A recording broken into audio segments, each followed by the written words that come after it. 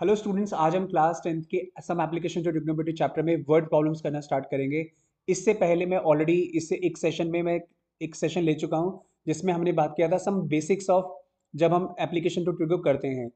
उसके पहले हम ट्रिग्नोमेट्री ऑलरेडी रिकॉर्ड कर चुके हैं, तो आप जाके ट्रिगो की बेसिक्स और एप्लीकेशन ऑफ ट्रिगो की बेसिक्स के वीडियो देख सकते हैं ना। उसका लिंक मैं आपको आई बटन में दे दूंगा ना। अभी आज का हमारा मुद्दा है कि आज हम फर्स्ट 5 बेसिक वर्ड प्रॉब्लम्स करेंगे जो कि एनसीईआरटी से आती हैं। और उससे पहले हमें सबसे पहले बात कर लेना चाहिए कि भाई angle of elevation and angle of depression का कॉन्सेप्ट क्या है और इसमें बच्चे कई बार किस तरह की मिस्टेक्स कर जाते हैं। इसमें हमें क्या समझना है, सबसे इंपॉर्टेंट जो बात हमें समझने का है। देखो, जो ऑब्जर्वर है अभी यहाँ पर इस केस में, ये जो स्टूडेंट्स हैं दे आर दी ऑब्जर्वर्स। और ये जब भी कोई ऑब्जर्वर होगा, ऑब्जर्वर किसी ना किसी ऑब्जेक्ट को देखेगा। तो ये फॉर एग्जांपल अगर यहां पर देख रहे हैं तो हमने बोला दिस इज द ऑब्जेक्ट। एक है ऑब्जर्वर, एक है ऑब्जेक्ट, करेक्ट। तो जो ऑब्जर्वर और ऑब्जेक्ट को कनेक्ट करती हुई लाइन होगी, that line will be known as the line of sight, line of sight. Then फिर एक होगी जहां पर भी हमारा ऑब्जर्वर है, उस ऑब्जर्वर अगर वो बिल्कुल स्ट्रेट देखता है पैरेलल टू द ग्राउंड, ये हॉरिजॉन्टल लाइन, तो this is the I level. आप इसको सिंपल करने के लिए हम इसको आई लेवल बोल लेते हैं। This is the I level. तो जो एंगल होता है ना between the line of site and the I level, वो होता है हमारा एंगल। या तो वो एलिवेशन होगा या डिप्रेशन होगा। अब डिपेंड करता है, अगर आई लेवल से ऊपर के ऑब्जेक्ट को हम देख रहे हैं so that will be known as angle of elevation. अगर हम आई लेवल से नीचे के ऑब्जेक्ट को देख रहे हैं then that will be known as the angle of depression. That is it. इसके अलावा कुछ भी नहीं है। लेकिन इसमें भी बच्चे इस चीज के एप्लीकेशन में मिस्टेक कर जाते हैं। देखो कैसे कर जाते हैं। हम इसी चीज को एक सिंपल प्लेन ट्रायंगल पर लेकर चलते हैं। लेट्स से नाउ हम एक सिंपल ट्रायंगल पर यहां पर ले आए। अब इसमें किस तरह से लैंग्वेज रीड करेगा, वर्ड प्रॉब्लम में किस तरह की लैंग्वेज लिखी होगी और रियलिटी में क्या क्या चीजें होने वाली है उसको समझ लो। देखो, अगर हमारा ऑब्जर्वर यहाँ पर है, द ऑब्जर्वर इज हियर, तो लेट्स से यहाँ पर मैं आई बना देता हूँ। अगर आई यहाँ पर है, ऑब्जर्वर यहाँ पर है इस पॉइंट पे, और यहाँ से ये एक ऑब्जेक्ट को ऑब्जर्व कर रहा है, तो मुझे बताओ कि कौन सा वाला एंगल बनने वाला है इस केस में। एब्सोल्युटली करेक्ट, जो एंगल बनेगा वो बनेगा एंगल ऑफ एलिवेशन, बिकॉज यहां पर ऊपर देखा जा रहा है, राइट नाउ। लेकिन अगर मैं एक ऐसा केस बना दूं, let's say this is the triangle, same triangle है। अच्छा, एक काम करते हैं, इसी ट्रायंगल में बात करते हैं ना। तो अगर ये एंगल ऑफ एलिवेशन है, तो फिर ये कौन सा एंगल हुआ। आपने सोचा कि एंगल ऑफ डिप्रेशन, राइट। और ये मिस्टेक बहुत सारे स्टूडेंट कर रहे होते हैं कि एक ट्रायंगल है, उस ट्रायंगल में ये एंगल ऑफ एलिवेशन है और ये एंगल ऑफ डिप्रेशन है।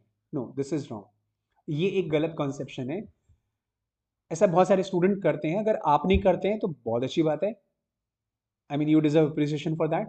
और अगर मिस्टेक करते हैं तो भाई इसको करेक्ट कर लो। अब इसको कैसे देखना चाहिए उसके बारे में बात कर लेते हैं। मैंने क्या बोला, अगर ऑब्जर्वर यहां पर है, अगर ऑब्जर्वर यहां पर है और ऑब्जेक्ट यहां पर है, मतलब यहाँ पर कभी ग्राउंड पे कोई पॉइंट है, उस पॉइंट को ऑब्जर्व किया गया, ऐसा भी कई बार होता है। कोई कार आ रही है, उस कार को छत पे खड़े होकर ऑब्जर्व किया, राइट। ये एक बिल्डिंग है, बिल्डिंग की छत पे कोई ऑब्जर्वर खड़ा हुआ है। याद है हमारे वो शरारती बच्चे, तो बिल्डिंग की छत पे खड़े हैं। और जैसे कि यहाँ पर बिल्डिंग की छत पे खड़े हैं और वहां से इस बिल्डिंग के बॉटम में कोई पर्सन खड़ा है, उसको देख रहे हैं, राइट। तो दैट इज द केस। तो उस केस में हम बोलेंगे भाई लाइन ऑफ साइट तो ये रही, this is the line of, sorry, this is the I level. ये अगर हमारा आई लेवल है, ये हॉरिजॉन्टल लाइन है। अब ऑब्जेक्ट को देखा ये, तो ये बन गई लाइन ऑफ साइट, क्योंकि ये ऑब्जर्वर है, ये ऑब्जेक्ट है, इन दोनों के बीच का एंगल बन गया एंगल ऑफ डिप्रेशन, राइट। अब एक क्वेश्चन आता है कि सर एंगल ऑफ डिप्रेशन तो ट्रायंगल से बाहर बन गया, अब हम उसका क्या करेंगे, उसका क्या फायदा होगा। कोई खास फर्क नहीं पड़ रहा बेटा। देखो, ये लाइन इस लाइन के पैरेलल है और ये ध्यान से देखा जाए तो ये बन गया, कौन सा एंगल बना। Do you know that these angles are equal. अगर ये एंगल एक्स है तो ये वही एंगल एक्स कहलाएगा। आप बताओ कमेंट बॉक्स में कि इन एंगल्स को क्या बोलते हैं। आप बोलोगे सर ये तो पीछा छोड़ ही नहीं रहा हमारा। नहीं छोड़ेगा। ये दोनों एंगल्स इक्वल है, तो मैं कहने का मतलब क्या है कि अब देखो, अगर ध्यान से, अगर ऑब्जर्वर यहां पर होता, यहां ऑब्जर्व करता, तो ये बनता हमारा एंगल ऑफ एलिवेशन। अब अगर ऑब्जर्वर यहां है तो ये आई लेवल बना और वापस घुमा फिरा के जो एंगल हमें आ गया वापस से वही आ गया। इसका मतलब जनरली ना एंगल ऑफ एलिवेशन और एंगल ऑफ डिप्रेशन से जनरली जनरली फर्क नहीं पड़ता है जनरली, राइट। अगर एक सिंगल ट्रायंगल वाली फिगर है तो उसमें जनरली तो फर्क नहीं पड़ता है। हाँ, इस तरह की अगर कोई फिगर आ रही है तो एलिवेशन अलग ट्रायंगल में है, डिप्रेशन अलग ट्रायंगल में है, उस केस में फर्क पड़ जाता है।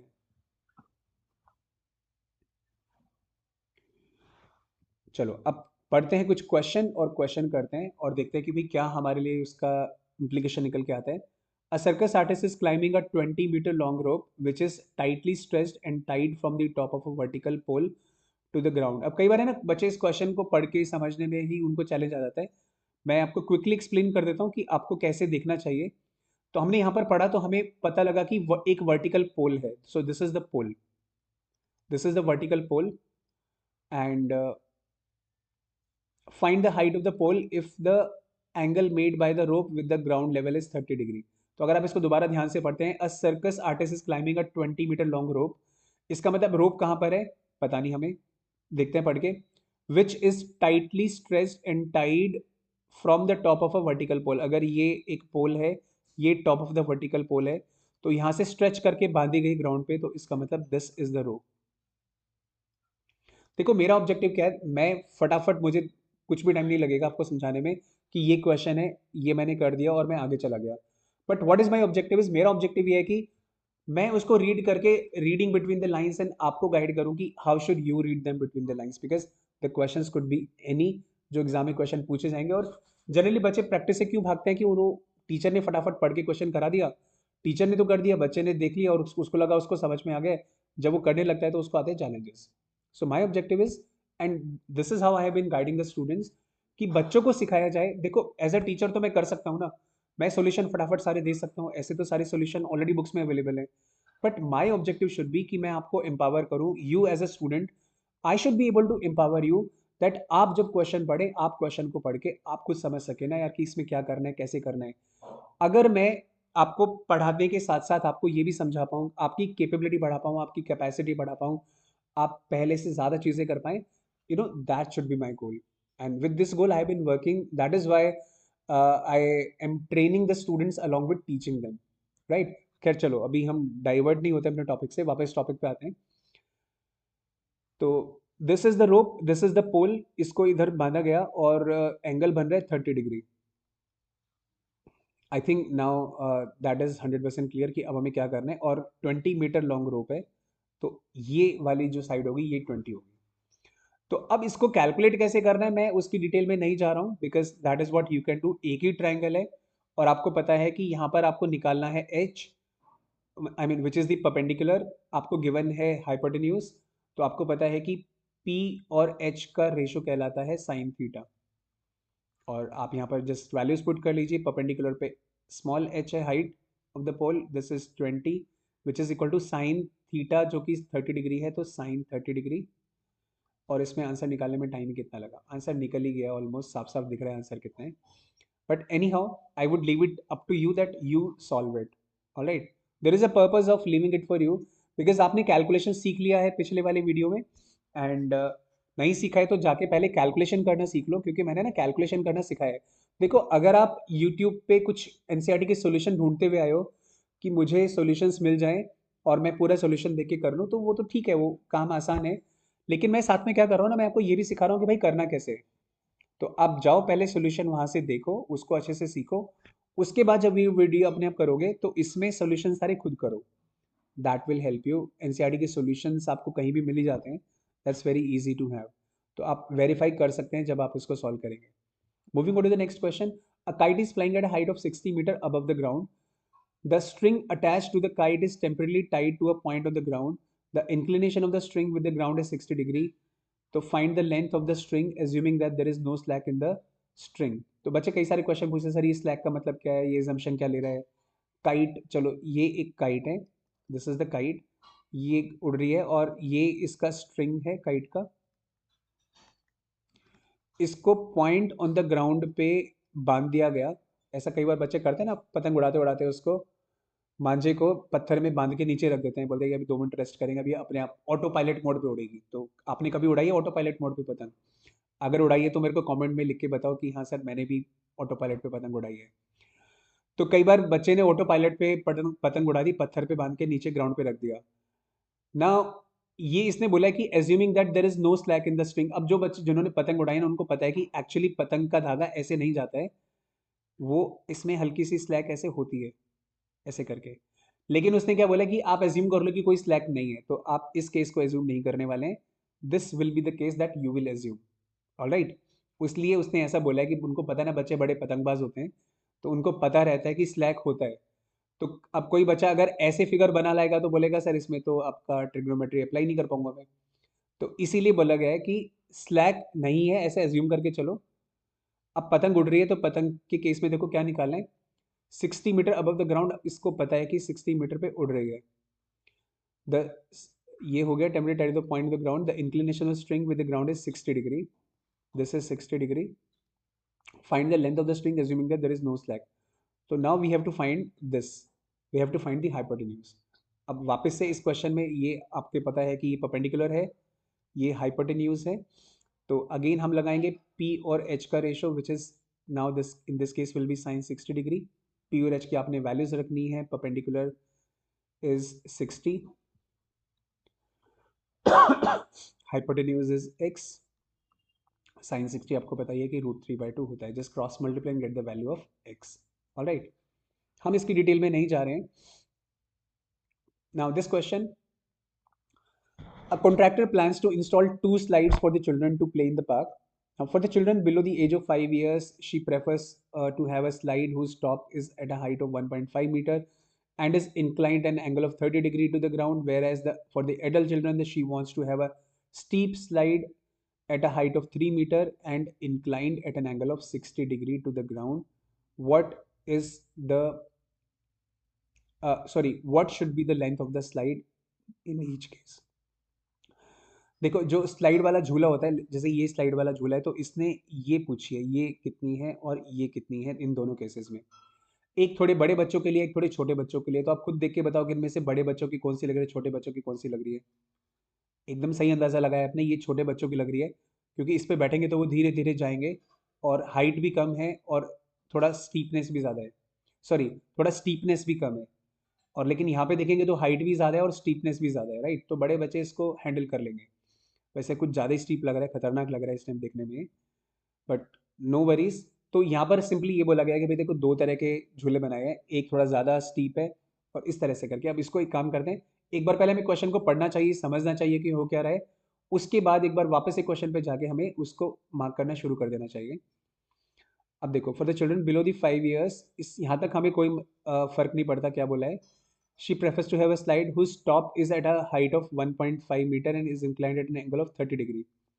तो 1.5 metre and 30 degree. Whereas for the elder children, she wants to have a steep slide at a height of 3 meter, ऊंचाई भी इसकी डबल है, हाइट भी डबल है, inclined at an angle of 60 degree, और ये एंगल 60 डिग्री है। What should be the length of slide in each of the cases? Now the figure is done. इस क्वेश्चन को जब बच्चे पढ़ते हैं तो उनको लगता है यार इतना लेंथी क्वेश्चन है, क्या बनाया है मतलब, राइट। लेकिन चिंता करने की बात नहीं है, आपकी रीडिंग स्किल्स अच्छी होनी चाहिए। अगर रीडिंग स्किल्स अच्छी है तो आप उसको पढ़ पढ़ा के आगे निकल जाएंगे। You will not have to worry about it. So now it will be very easy. इन दोनों केसेस में, दोनों ट्राइंगल्स में आपने पी और एच दोनों में वापस से साइन थीटा लगाना है, and you will be able to find the answers of x and y very easily. Moving ahead to the next question. Now, this is second question of NCERT.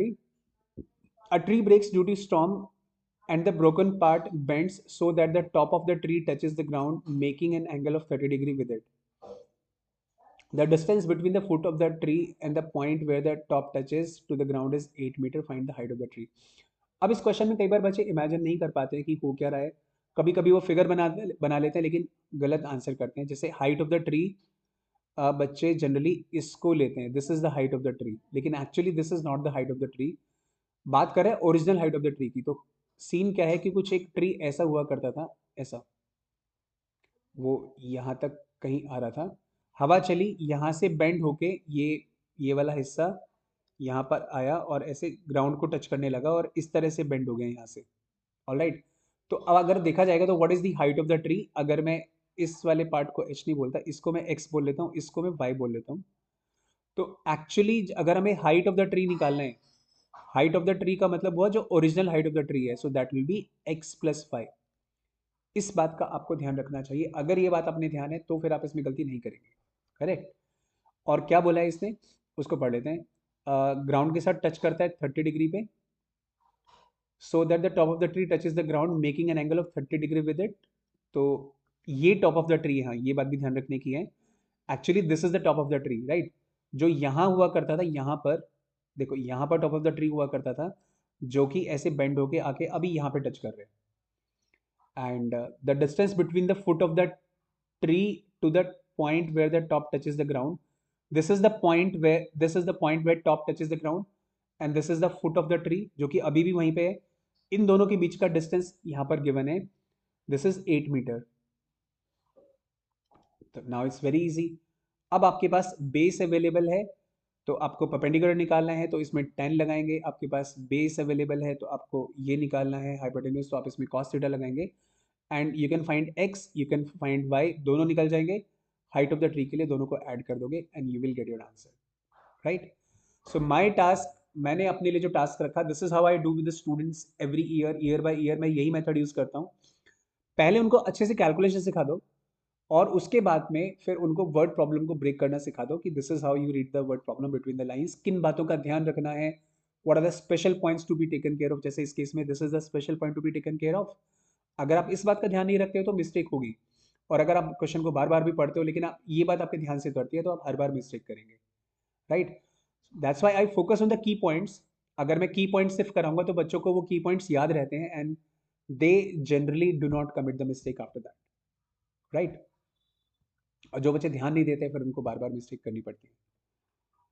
Now this should be the last question for the day, I mean for this video this is the last question. The angle of elevation of the top of a tower from a point on the ground which is 30 meter away from the foot of the tower is 30 degree. Find the height of the tower. Fourth question of NCERT. अब देखो इसमें क्या क्या given है। आप चाहो तो video को पॉज करके मेरे करने से पहले इस क्वेश्चन को आप अटेम्प्ट कर सकते हो and then see the solution for yourself. The angle of elevation of, अब यहाँ पे ना हम क्या करते हैं, यहाँ पर हम लैंग्वेज को डिकोड करना सीखते हैं। ये जो लैंग्वेज होता है ना, the angle of elevation of, देखो दो वर्ड्स आएंगे, the angle of elevation of and from. किसका एंगल एंड कहां से एंगल। देखो अगर जहां पे आ रहा है कि फ्रॉम दिस पॉइंट, तो ये यहां पर बैठा है ऑब्जर्वर। और अगर आएगा the angle of elevation of, the angle of depression of, इसका मतलब यहां पर है ऑब्जेक्ट। सिंपल, बहुत सिंपल बात है।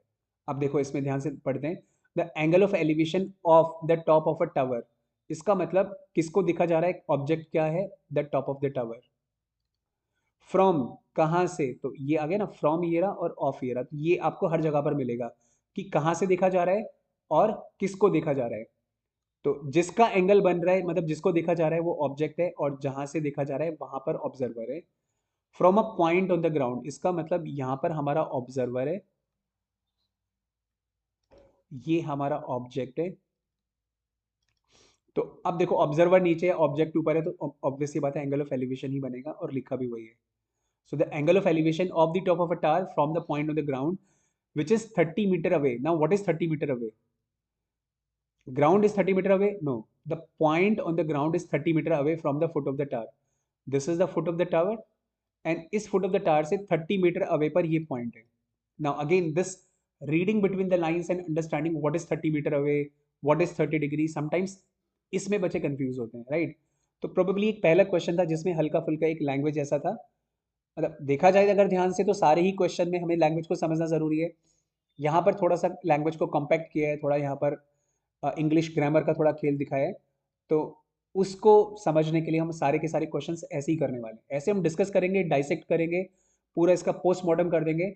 ये हमारा काम रहने वाला है, सारी की सारी वर्ड प्रॉब्लम का पोस्टमार्टम करने का, ताकि एक बार आपने पोस्टमार्टम इसका होते हुए देख लिया उसके बाद आप उसको मतलब चैलेंज नहीं आएगा, ये मैं आपको बोल सकता हूँ, बिकॉज जनरली स्टूडेंट्स को फिर चैलेंज नहीं आता है। So which is 30 meter away from the ground, तो ये हमें पता लगा कि ये 30 मीटर अवे है from the foot of the tower. Now इस 30 degree, what is 30 degree? The angle of elevation. ये जो यहाँ से शुरू किया था वो 30 डिग्री बोल रहा है. Find the height of the tower. हमें हाइट ऑफ द टावर निकालना है. ये 30 डिग्री है, 30 मीटर है. इसके बारे में कुछ बोला नहीं है, ना हमें निकालना है ना हमें गिवन है. So it's very easy. Tan theta लगेगा and 80 to 90% of the questions में टेन थीटा ही लगता है. So it's very easy. आप सिंपली बोलेंगे कि h/30 इज, ये 30 डिग्री है, इज टेन 30 डिग्री. सिंपल है. तो h/30 और टेन 30 कितना होता है आपको पता है कि √3 होता है. तो h हुआ 30 ऊपर चला जाएगा, सो 30/√3. आपको पता है कि हम √3 को ऐसे छोड़ नहीं सकते हैं, इसको रैशनलाइज करना पड़ेगा. सो 30√3/3.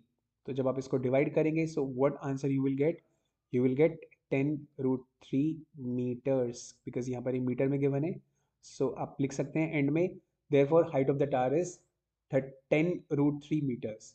So this is how we do these questions. I hope you like the videos. If you like the video, please share it with your friends so that even they can benefit. क्योंकि बहुत सारे बच्चों की word problem में band बजती है. मैं इतना बता रहा हूँ कि अगर आप ध्यान से करेंगे, इन प्रॉब्लम्स को इनका डाइसेक्ट करना सीखेंगे, हो सकता है आपको ऐसा लग रहा, अभी आप यूट्यूब पे देखते हुए कुछ और आए थे लेकिन आपको मिल कुछ और रहा है. Probably you are looking for एक क्विक सोल्यूशन जिसमें फटाफट फटाफट आधा घंटे में कोई सारी एक्सरसाइज करा दे. लेकिन अगर आप ऐसे करना सीखेंगे तो इससे आप खुद करना सीख जाओगे बेटा. This is what I can tell you. तो चलो फिर, keep learning and stay happy. और अपने फ्रेंड्स के साथ शेयर करना मत भूलना इस वीडियो को. और अगर आपको कैलकुलेशन में चैलेंज है तो आप कैलकुलेशन वाला वीडियो देख सकते हो. और उसके अलावा there is one more thing that you can do. If you face problem with calculation, तो मैंने आपके लिए बनाया कॉन्सेप्ट बूस्टर कोर्स. आप उसको मेरी वेबसाइट talentshala.in से उसको सब्सक्राइब कर सकते हो. सब्सक्राइब करने का मतलब उसके लिए आपको कुछ पे नहीं करना है. It is a free course for all the students, all my YouTube subscribers. So this is what you can do. All right. So keep learning and stay happy. All right. See you. Bye. Take care.